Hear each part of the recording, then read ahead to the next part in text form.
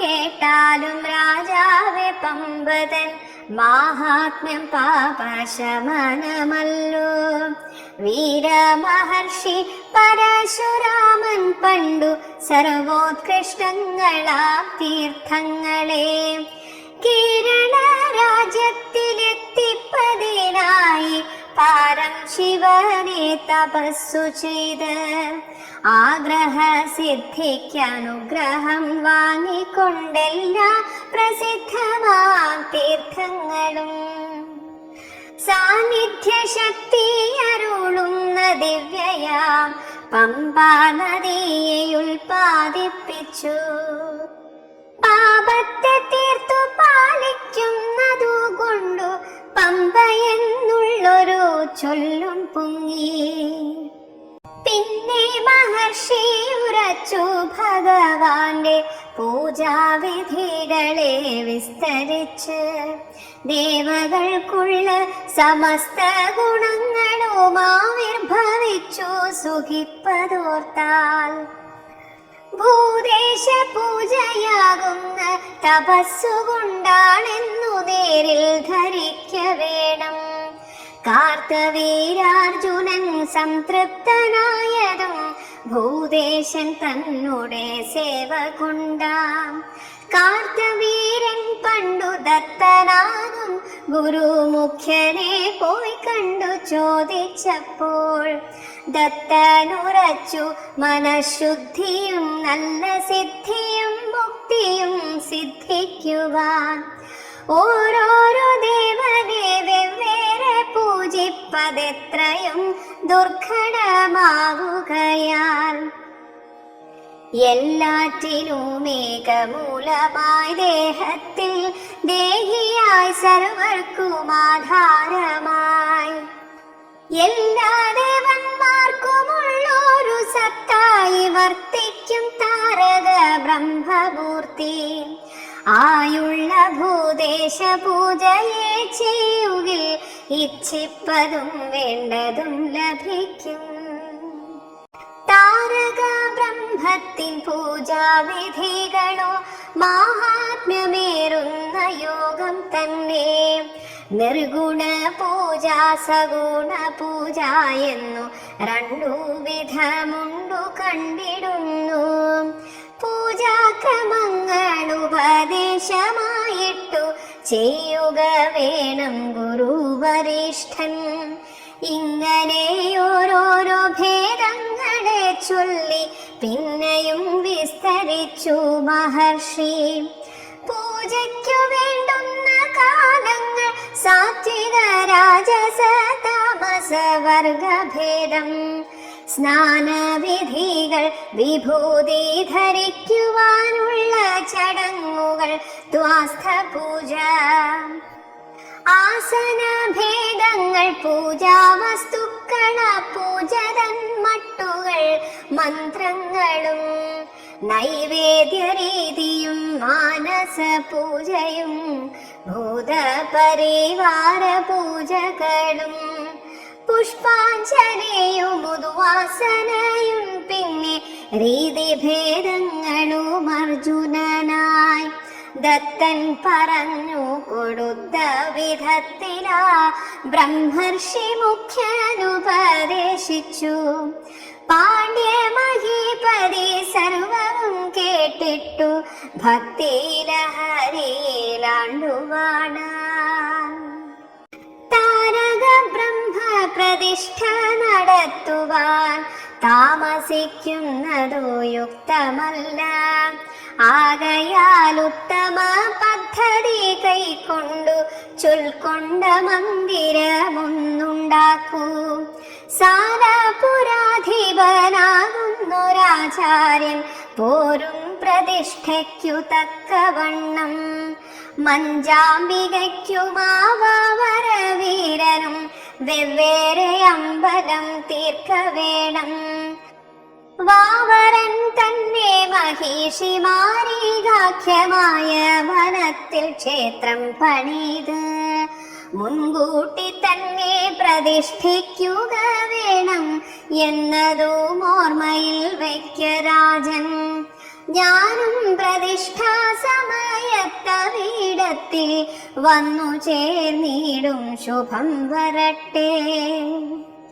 ഇങ്ങനെ വാർത്ത പറഞ്ഞു മറഞ്ഞു പോയി ദിവ്യനാകുന്നോരഗസ്ത്യ മുനി. ബ്രഹ്മർഷി പോയൊരു നേരത്തു രാജാവ് നിത്യകർമ്മങ്ങൾ കഴിച്ചുകൊണ്ട് ഭൂദേശമാഹാത്മ്യമൊന്നു മാത്രം ചിന്തിച്ചൽപ്പം നിശയിലുറങ്ങി. പിന്നെ വന്ദിവൃന്ദങ്ങൾ തൻ വാദ്യസ്തുതികളെ കേട്ടുണർന്നേറ്റു കുളിച്ചു വന്ന് ദേവകാര്യങ്ങൾ നടത്തി വിശേഷിച്ചു ഭൂദേശ പൂജയും ചെയ്തു നന്നായി.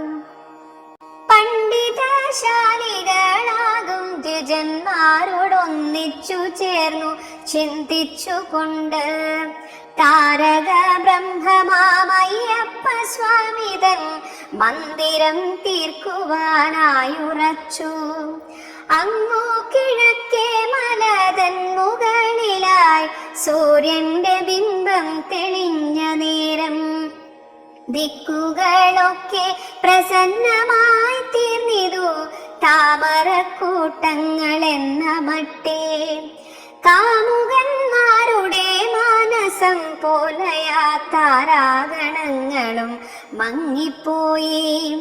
ആകാശവും രാവും കൂടി ക്രീഡിക്കവേ സൂര്യനെ കണ്ടപ്പോൾ രാവോടിപ്പോയി. എങ്കിലും രാവിൻ നഖക്ഷതമൊന്നിതാ മങ്ങി കാണുന്നു ചന്ദ്രക്കീറായി. താരാസമൂഹമാം ക്രീഡാകുസുമങ്ങളെ പേരും മുൻപിലെ മങ്ങിപ്പോയി. സന്താപമോലുന്ന ചക്രവാകങ്ങളെ സൂര്യൻ കരം കൊണ്ടു തൊട്ടുണർത്തി. സന്തോഷത്തോടവയാടിക്കളിച്ചിതു പാണ്ഡ്യരാജന്റെ ഹൃദയ തുല്യം. പുഞ്ചിരി കൊള്ളുന്ന താമര പൊയ്കയെ ചെന്നു തഴുകിയ മന്ദവായു സൂര്യനെ പേടിച്ചിട്ടോടി നടക്കയായി ഭൂതലത്തിങ്കരവിടവിടെ. മംഗളവാദ്യം മുഴങ്ങി മുഹൂർത്തവും നന്നെന്നറിഞ്ഞിട്ടു പാണ്ഡ്യഭൂപൻ. ശില്പിവർഗത്തോടും വിദ്വജ്ജനത്തോടും മന്ത്രിയോടും സേനാപാളിയോടും ഒത്തുകൂടി ഗുരുദേവനും ഒന്നിച്ചു ദേവനെ ചിന്തിച്ചിറങ്ങി മന്ദം. പൂമാരി കോരിച്ചൊരിഞ്ഞിതു ദേവകളാ മഹീപാലന്റെ മൗലിയിങ്കൽ. നല്ല ശകുനങ്ങൾ കണ്ടു കുതൂഹലം പൂണ്ടു രാജാവും പരിവാരവും.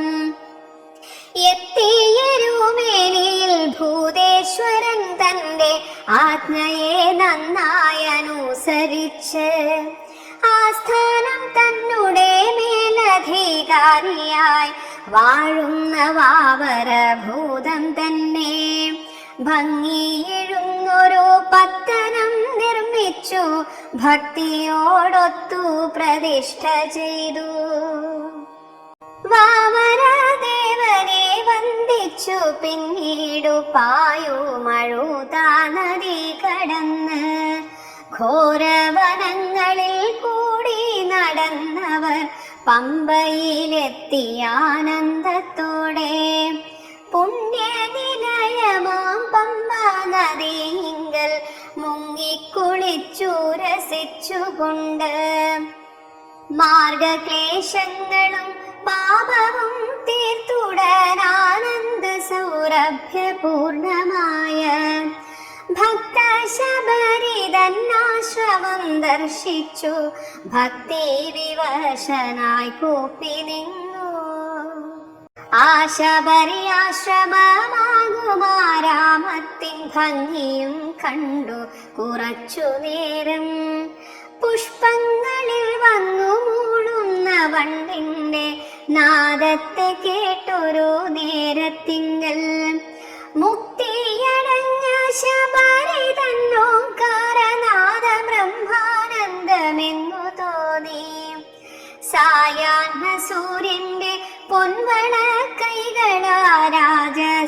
സദസ്യരെ ആശ്ലേഷിക്കേ. പുഷ്പസൗരഭ്യം വഹിച്ചു മന്ദാനിലൻ വീശിത്തുടങ്ങിനാൻ പാകം പോലെ. ഭക്തശബരിതൻ നാമഘോഷം കേട്ടു പണ്ടേ പഠിച്ചുള്ള പക്ഷിവൃന്ദം.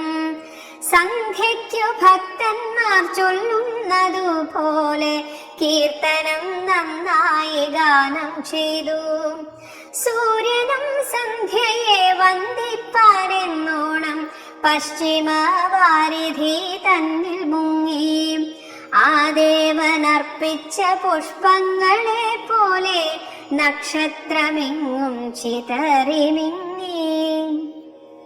ആയതോ ഭൂമിയിൽ പാറി നടക്കയോ എന്നു തോന്നുന്നതോ പോലെ കാട്ടിൽ മിന്നാമിരുങ്ങുകൾ പാഞ്ഞു തുടങ്ങിതേ. പൊങ്ങിയും താണുമിടക്കു വീണും ചെമ്മേ കിഴക്കു തെളിഞ്ഞു പതുക്കവേ. ചന്ദ്രന്റെ ബിംബമൽപാൽപമായി സന്ധ്യയാകുന്ന തരുണിയൊരു വെള്ളിത്താലഭൂമി വരികയാവാം. നക്ഷത്രപ്പൂക്കളെ വാരിയെടുക്കുവാൻ നിശ്ചയിച്ചെത്രയും മോദത്തോടെ പാണ്ഡ്യനും തോഴരും സന്ധ്യയെ വന്ദിച്ചു ഭൂതേശ പൂജ നടത്തി. പിന്നെ യാത്രാക്ലേശങ്ങളെ മാറ്റുന്നതിനായി പക്വങ്ങൾ വേണ്ട പോലാസ്വദിച്ചു. എല്ലാരും വേഗമുറങ്ങിയെന്നാകിലും ഓരോരോ കാര്യങ്ങൾ ആലോചിച്ച് അസ്വസ്ഥ ചിത്തനാം പാണ്ഡ്യ നരപതി തെല്ലുമുറങ്ങിയതില്ല നേരം. ചിന്തകളേറുന്ന ജീവസമൂഹത്തെ ആശ്ലേഷിക്കില്ലല്ലോ നിദ്രാദേവി.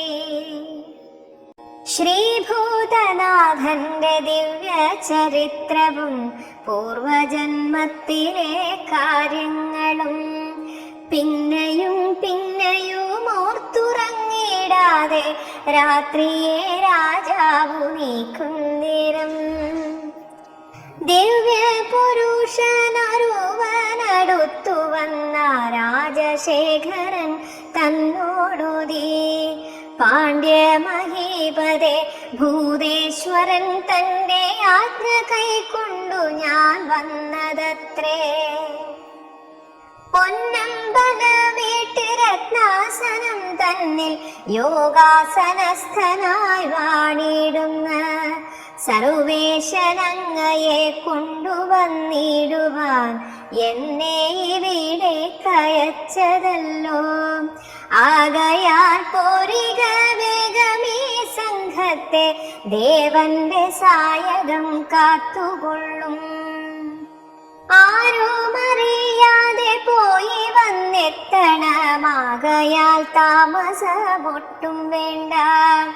ദേവന്റെ ഭൃത്യവർഗത്തിലൊരുവനാം വാവരനെന്നവനാണു ഞാനും എന്നു കേട്ടൊപ്പം ഗമിച്ചൊരു രാജനെ ദിവ്യനാം ഭൂതമുടനെ തന്നെ പൊന്നമ്പലത്തിൽ കൊണ്ടാക്കി. ആ പാണ്ഡ്യനോ വിസ്മയ സാഗരം തന്നിൽ മുങ്ങി. കോടി സൂര്യന്മാരെ വെല്ലുന്ന കാന്തി പൂണ്ടെങ്ങും നവരത്നപൂരിതമായി ദേവമഹർഷിമാർ വാഴ്ത്തി സ്തുതിക്കുന്ന പൊന്നമ്പലത്തിനെ കണ്ടു പാണ്ഡ്യൻ. കൃഷ്ണനോടൊത്തു ഗമിച്ചോരു ഫൽഗുണൻ വൈകുണ്ഠലോകത്ത് എന്ന വണ്ണം രൂപമെടുത്തോരു വേദവും ശാസ്ത്രവും ആയുധജാലവും സംഖ്യയന്യേ കന്മഷഹീനരായി ദിവ്യരായുള്ളതാം ബ്രഹ്മസ്ഥിരരയും കണ്ടു. പിന്നെ രത്നങ്ങളെ കൊണ്ടു നിർമ്മിച്ചിട്ടുള്ളതാം കോട്ടകൾ എത്രയോ കണ്ടു രാജ. സത്യധർമ്മങ്ങളും 8 ഐശ്വര്യങ്ങളും കാവൽക്കാരായിട്ടു നിൽക്കുന്നതും ദിവ്യങ്ങളാകുന്ന സത്വഗുണങ്ങളും ഭൃത്യരായി നിന്നു സേവിക്കുന്നതും പൂർവഭാഗത്തു ചെന്നൻപോടു കൂപ്പിയ പാണ്ഡ്യഭൂപാലകൻ സന്ദർശിച്ചു. നക്ഷത്രമധ്യത്തിൽ മിന്നിത്തിളങ്ങുന്ന പൂർണ്ണമാം ചന്ദ്രന്റെ മണ്ഡലം പോൽ എല്ലാ കലകളും ചേർന്നുജ്വലിക്കുന്ന മുപ്പാരിനാഥന്റെ മുന്നിലായി പാണ്ഡ്യ നൃപാലനെ കൊണ്ടു ചെന്നാക്കിനാൻ വാവരനാകുന്ന ദിവ്യഭൂതം. രത്നമയമാം പടി 18 മന്നേരത്തു നന്നായി തെളിഞ്ഞു കണ്ടു. ഗർഭഗൃഹത്തിലെ രത്നാസനം തന്നിൽ മൂലോക ചക്രവർത്തി പ്രഭാവൻ അയ്യപ്പനമ്പോടിരുന്നരുളുന്നതും ദേവന്മാർ ചാമരം വീശുന്നതും കണ്ടാനന്ദ ഭക്തി വിവശനായി രോമാഞ്ചഹർഷാശ്രുവോടുകൂടി പിന്നെയും പിന്നെയും കൂപ്പി നമസ്കരിച്ചിങ്ങനെ കീർത്തനം ചെയ്തു പാണ്ഡ്യൻ. ശങ്കര വിഷ്ണു സമുദ്ഭവ ലോകൈകനായക മോഹന ദിവ്യമൂർത്തേ, എല്ലായ്പ്പോഴും തവ കാരുണ്യമുണ്ടാവാൻ പിന്നെയും പിന്നെയും കൈതൊഴുന്നേ. എല്ലാ ജന്മത്തിലും ചെയ്തതാം തെറ്റുകളെല്ലാം അറിഞ്ഞു പൊറുക്ക വേണം. അജ്ഞാനമൊക്കെ നശിച്ചു നിരന്തരം വിജ്ഞാന ഭക്തികൾ വർദ്ധിക്കണം. ചിത്തത്തിലുള്ള ദോഷങ്ങളകലുവാനെന്നും മനസ്സിൽ വിളങ്ങിയിടണം. ഭക്തന്മാർക്കുള്ളോരു ബന്ധോ ജയ ജയ മുക്തിപ്രദാതാവേ നീ ജയിക്ക. സർവലോകങ്ങൾക്കും ആധാരമേ ജയ സർവതനുജാ ജയിക്ക നിത്യം. എന്നിപ്രകാരം ഒഴിഞ്ഞു കീർത്തിക്കുന്ന പാണ്ഡ്യമഹീപതി തന്റെ ദേഹം ശ്രീഭൂതനാഥന്റെ കൈകൾ ബന്ധിക്കയാൽ ബന്ധനമോക്ഷം ഭവിച്ചു ചിത്രം. രാജനെ മന്ദം തഴുകിക്കൊണ്ടോതിനാൻ ശങ്കരനന്ദനൻ ഭൂതനാഥൻ. എന്നുടെ ഭക്തരിൽ അഗ്രേസരനായ പാണ്ഡ്യധരാപതേ സന്തോഷിച്ചേൻ. ചക്രവർത്തിത്വം ഭവിക്കുമെന്നാചാര്യൻ ചൊന്നതു വാസ്തവമാക്കി തീർക്കാൻ ഇങ്ങനെ വേഷമെടുത്തു വസിച്ചു ഞാൻ എന്നതും ഇന്നു ധരിക്ക രാജൻ. ഭട്ടബന്ധത്തോടെ ചിന്മുദ്രയും പൂണ്ടു വർത്തിക്കുമെന്നുടെ ദിവ്യരൂപം. ധ്യാനിപ്പതേറ്റവും ഉത്തമമെന്നു നീ നന്നായറിയണം പാണ്ഡ്യഭൂപ. വാവരനും കടു ശബ്ദനാഭൂതവും എന്നുടെ മറ്റു രണ്ടാകൃതികൾ. മഞ്ചാംബിക എന്റെ ശക്തി എന്നും ഉള്ളിലെന്നും ഉറപ്പിച്ചു വാഴ്ക വേണം. ക്ഷേത്രം പണിയുവാൻ താമസം കൂടാതെ പോയാലും വേണ്ടതു വന്നുകൊള്ളും. അഞ്ജന ശാസ്ത്ര നിപുണനായുള്ളൊരു ദിവ്യൻ ഭവാന്റെ സമീപത്തെത്തി എന്നുടെ വിഗ്രഹം കാട്ടിത്തരും. പിന്നെ ഭക്തി കൈക്കൊണ്ടു പ്രതിഷ്ഠിച്ചാലും എന്റെ ഈ സാന്നിധ്യമെന്നുമുണ്ടാമതി പാർവതി കേശ സുഗന്ധം പോലെ. ഭക്തരാം ഷഡ്പദമെത്തിയ നടപ്പതു നിത്യമായി തീരുമീ മഹാത്മ്യത്താൽ. ഹേ രാജശേഖര ഭക്ത ശിഖാമണേ, വാങ്ങിക്കൊണ്ടാലും ഈ ആയുധത്തെ, ശക്തിയെഴുമിക്ഷുരീകായുധം കൊണ്ടു കാര്യമേതാനും ഭവിക്കും മേലിൽ. ഇങ്ങനെയോദിക്ഷുരീകയാമായുധം ഭക്തനാം പാണ്ഡ്യന്റെ കയ്യിൽ നൽകി, സന്തോഷ സാന്ദ്രമനുഗ്രഹമേകിക്കൊണ്ടയ്യപ്പ സ്വാമി മറഞ്ഞിതപ്പോൾ. അല്പനിമിഷം കൊണ്ടപ്പോഴേ വാമരൻ പാണ്ഡ്യനെ മുമ്പേ കിടന്ന ദിക്കിൽ ആക്കി മറഞ്ഞുതേ ദിവ്യനാമയ്യപ്പ സ്വാമിതൻ കാരുണ്യ മഹാത്മ്യത്താൽ. ആരും അറിഞ്ഞില്ല പോയതും വന്നതും ആചാര്യനെന്നിയേ ചിത്രം ചിത്രം. മാമുനിമാരും അറിയാതിരിക്കുന്നൊരീശ്വര ക്രീഡകളാരറിയും. രാവവസാനിച്ചു നേരം വെളുത്തപ്പോൾ എല്ലാരും ഒത്തു കുളിച്ചു ഭക്ത്യ. നിത്യകൃത്യങ്ങളും അയ്യപ്പ പൂജയും രാജനുമൊത്തു നടത്തി. പിന്നെ ക്ഷേത്ര നിർമ്മാണ സ്ഥലത്തെ വെടിപ്പാക്കി മാമരമേതാനും വെട്ടി വീഴ്ത്തി. സന്നാഹമോരോന്നസ്തമിപ്പോളവും ഏറിയോരാശ്വാസത്തോടെ ചെയ്തു. പാണ്ഡ്യരാജൻ തന്റെ ഭക്തി വിശ്വാസവും ക്ഷേത്ര നിർമ്മാണ പരിപാടിയും അയ്യപ്പ സ്വാമിതൻ കാരുണ്യവർഷവും ചിന്തിച്ചു ചിന്തിച്ചു ദേവരാജൻ. തന്നുടെ പട്ടം നശിക്കുമോ എന്നോർത്തു പാണ്ഡ്യനെ കൊല്ലുവാനുദ്ദേശിച്ച് കാട്ടാളവേഷമെടുത്തു വന്നെത്തിനാൻ രാത്രിയിലേറ്റവും രൂക്ഷനായി. കാലദോഷത്തെ വിളിച്ചു വരുത്തുന്ന ദേവനും ഇങ്ങനെ തന്നെയല്ലോ.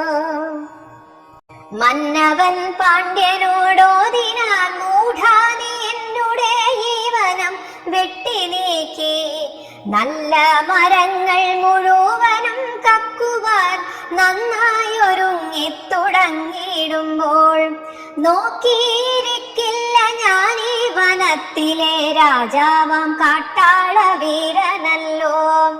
ഇന്നു ഞാൻ നിന്നെ തെക്കോട്ടു കടത്തുമെന്നുച്ചത്തിലോതിയ വാക്കുകേട്ട് രാജാവ് വന്നു നോക്കുമ്പോൾ ആ വേടനും കൂരമ്പ് കോരിച്ചൊരിഞ്ഞുമേയിൽ. ഭക്തനും വീരനുമായുള്ള പാണ്ഡ്യനും ഒട്ടും കുറയാതെ യുദ്ധം ചെയ്തു.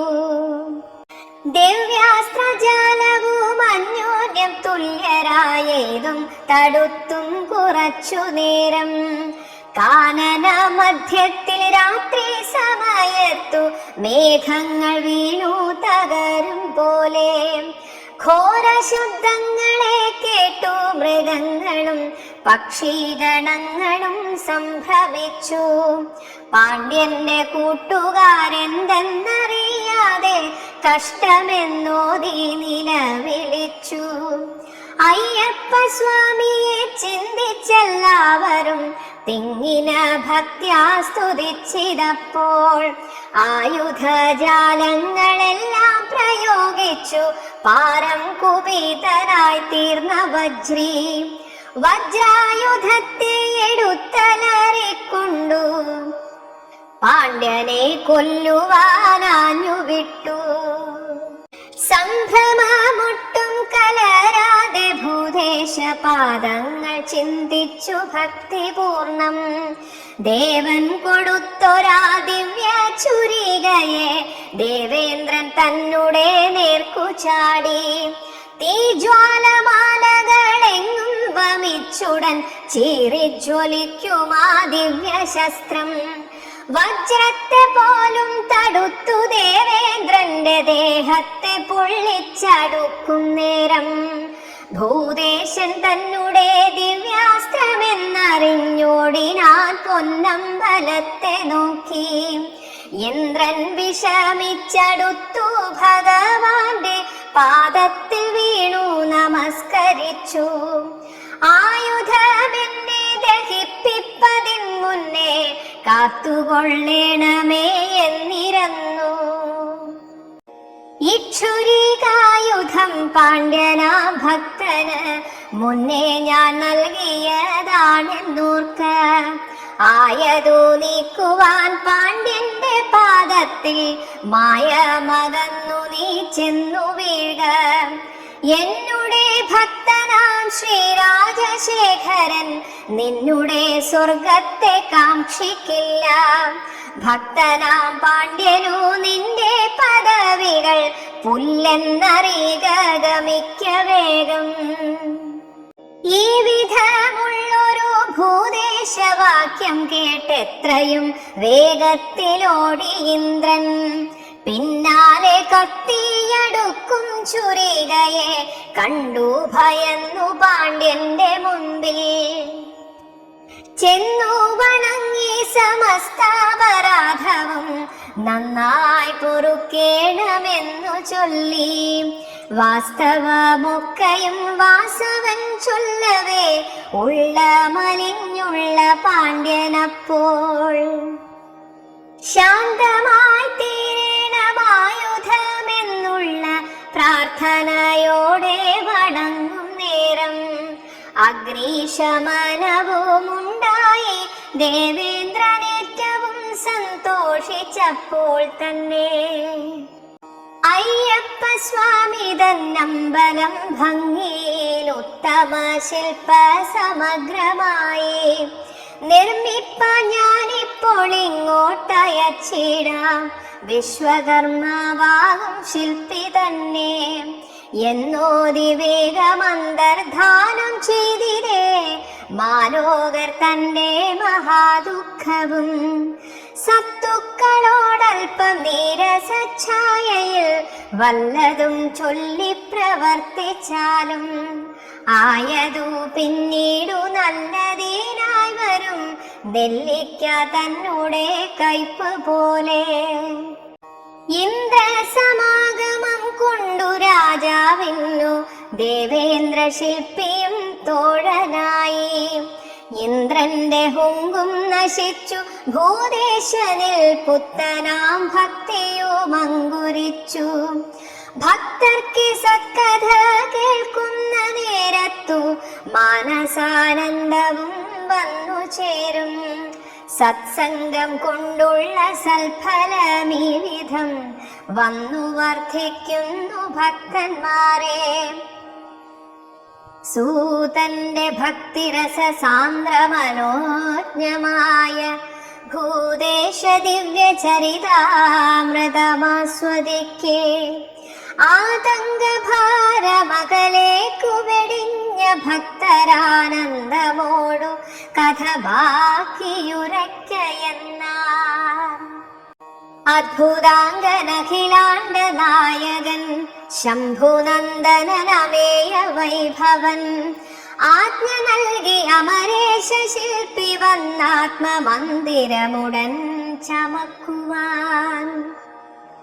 സൂതൻ തുടർന്നു പറകയായ ആനന്ദ ദിവ്യലഹരിയോടൊത്തുകൂടി മംഗളവാദ്യവും വൈതാടികന്മാർ തൻ കീർത്തനഘോഷവും കേട്ടുകൊണ്ട് ശ്രീരാജശേഖര പാണ്ഡ്യ മഹീപതി നിത്യകൃത്യങ്ങളെ ചെയ്ത ശേഷം ആചാര്യനോടൊത്തു ഭൂദേശ ക്ഷേത്രത്തിൻ മംഗളമായ ശിലാസ്ഥാപനം ചെയ്വതിനുത്സാഹം പൂണ്ടു നിന്നിടവേ ദേവേന്ദ്ര ശില്പിയും വന്നു ചേർന്നു. വിശ്വകർമാവു സുസ്മേരനായി മന്ദിരസ്ഥാനങ്ങൾ ഓരോന്നു നിശ്ചയിച്ചു. കണ്ടു നിന്നോരെല്ലാം അത്ഭുതപ്പെട്ടുതേ, രാജാവും കൗതുകം പൂണ്ടു കണ്ടു. അയ്യപ്പ സ്വാമി തൻ അസ്ത്രം തറച്ചുള്ള നിർദ്ദിഷ്ട സ്ഥാനത്തെ കണ്ടറിഞ്ഞ് ദേവൻ കൊടുത്ത ചുരീകായുധത്തെയും സ്ഥാപിച്ചതിനുടെ മധ്യത്തിങ്കൽ അഗ്നികോണോടുന്മുഖമായി നിന്നുകൊണ്ടുത്തമൻ നല്ല ശിലയെടുത്ത് സ്ഥാപിച്ചതു നേരമാചാര്യൻ ചൊല്ലിനാൻ. പാണ്ഡ്യഭൂപാലക നമ്മളിപ്പോൾ നിർമ്മിപ്പാൻ പോകുന്ന ക്ഷേത്രമൊരു കാലം അഗ്നിക്കിരയായി തീരുമല്ലോ. അഗ്നികോണിങ്കൽ ദർശിച്ചു കല്ലിട്ടതു കാരണം കൂടാതെ ആയിക്കൂടാ. എന്താണിതിന്നു പരിഹാരമെന്നുടൻ മന്നവൻ ചോദിച്ച നേരത്തിങ്കൽ ആകാശവാണിയെ കേട്ടിതു രാജാവേ, ഖേദിക്ക വേണ്ട നീ ഒന്നുകൊണ്ടും. ഘോരമാകുന്ന കലിതൻ വിളയാട്ടം കൊണ്ടുവരുന്നോരശുദ്ധിയെല്ലാം പോയി പരിശുദ്ധി വർദ്ധിപ്പാനായിട്ടു വന്നു ചേരേണ്ടതാണ് അഗ്നിബാധ. ആയതെനിക്കു സുസമ്മതമാണെന്നു കേട്ടു രാജാവും തെളിഞ്ഞു വേഗം.